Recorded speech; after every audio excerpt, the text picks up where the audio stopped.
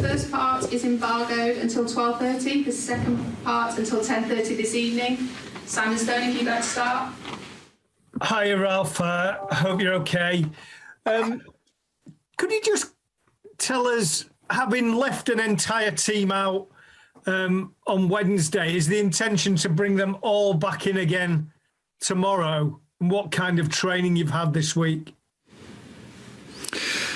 Yeah, we literally trained in two different groups. The team that played against the young boys in detail to prepare them for the game. The other group that has played against Palace, they had a day off on Tuesday, and we started to prepare them for the game tomorrow, on Wednesday, Thursday, and obviously today on the last day in preparation of the game. Can I just ask if there are any fresh injury or illness concerns heading into the weekend? I know Aaron Wan-Bissaka had a couple of knocks in the game against young boys. Any problems among the group that didn't feature on Wednesday? Yeah, we have 2 or 3 question marks behind players, but since they haven't shown up as yet, because we are only training at 2 o'clock, we have to wait until after the training session, or at least before the training session, until the doctor and the medical department can tell me what the current situation is like. We have, as you said, Aaron, who received 1 or 2 knocks in the game. There is still a question mark behind Nemanja Matic. He had sort of a cold. I wouldn't call it a flu, but he was negatively tested with COVID. So I'm still hoping that he can be available, but we have to wait how he feels today. Hey, Patrick.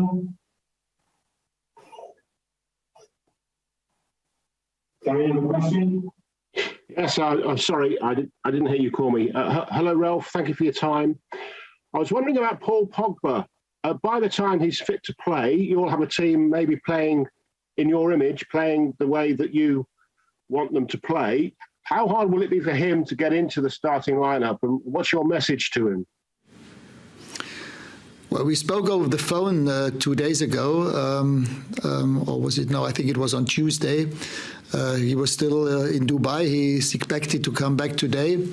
And then we get to know each other in person on Sunday, where we had a telephone call for about 10-15 minutes.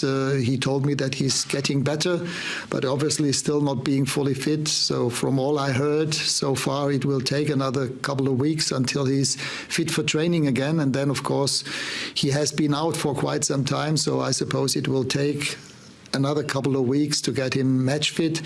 But in the first instance, now it's important that he gets fully fit in order to be able to train with the rest of the group. And then we have to develop him physically and tactically to be also fit to play in the Premier League. Hello, Ralf. Could you sum up your first 7 days, please? What have been the main challenges that you've faced in this short period of time? Well, in the first instance, it was about getting to know the players. And as you know, we had 45 minutes of training before the game against Crystal Palace. And then obviously we did quite a lot of video footage with them in order to tell them how we want them to play. As we all saw, they did well in that game. Not everything was perfect, but quite a few things worked out well. We were always on the front foot. We had control on the game. And now it's about taking the next steps. I mean, it's a lot of trying to be on field. We don't have that much training sessions. This week we had a few, but not with the full group, with the whole group. So we always had a couple of the players from the under-19s and the under-21s to train with us. But it's now about taking the next steps. I think the basis of what we show against Crystal Palace was good. We didn't allow them to score. We didn't allow them too many opportunities. We had a clean sheet, and this is, again, the ambition that we have now when we play Norwich away. They have improved since the change of managers, play a little bit more direct, a little bit more vertical than they did with Daniel Farke. So it will be a challenge to play at Carrow Road, but obviously we want to improve our performance. We want to build up on what we already showed against Crystal Palace. And then, hopefully get the next win tomorrow. Peter Cassidy. Hi, Ralph. It was reported this week that you had a decision to make over your goalkeeper options. Obviously, we saw Henderson on Wednesday night. So what are your thoughts there? I mean, we have quite a few top goalkeepers, and also we could also see that against young boys. Both goalkeepers did well who played. With David De Gea, we have a top goalkeeper as number one.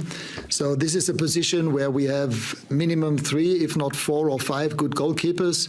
And we will see what the situation will be like in the winter. There might be 1 or 2 of them wanting to go on loan somewhere, but on the other hand, we also have to bear in mind that we have 3 competitions in the next 6 months, FA Cup, Premier League and Champions League, and we definitely need 3 top goalkeepers in order to make up for a player being injured or suspended.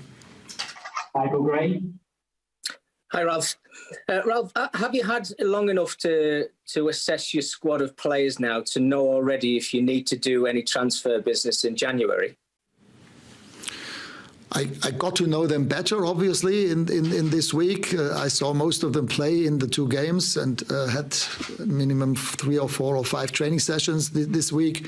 But it's still too early to speak about that, what might happen in the winter transfer window. If I look at the number of players we have, it's still a big squad.